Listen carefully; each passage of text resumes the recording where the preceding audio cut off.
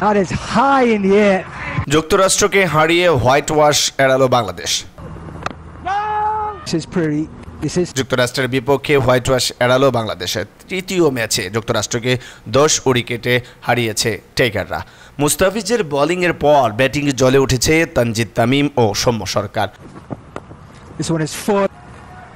স্বাগতিকদের 105 রানের টার্গেটে কোনো উইকেট না হারিয়ে মাত্র 70 বলেই টপকে গেছে বাংলাদেশ।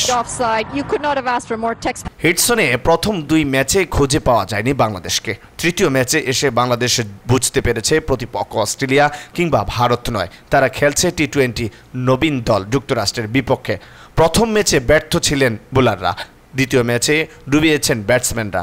এই ম্যাচে জ্বলে উঠল বাংলাদেশের 2 ডিপার্টমেন্টই। এবার টস জিতে ফিল্ডিংয়ে নেমে ম্যাচের নিয়ন্ত্রণ নেন মুস্তাফিজ। তার কাটারে ঘায়েল হয়েছে যুক্তরাষ্ট্রের টপ অর্ডার। মাত্র 9 রানে তুলে নিয়েছে 6 উইকেট। আন্তর্জাতিক টি-20 ক্রিকেটে তার ক্যারিয়ার সেরা bowling. Leg spinner Rishad Hossain 4 ওভারে মাত্র 7 রান দিয়ে নিয়েছেন একটি উইকেট।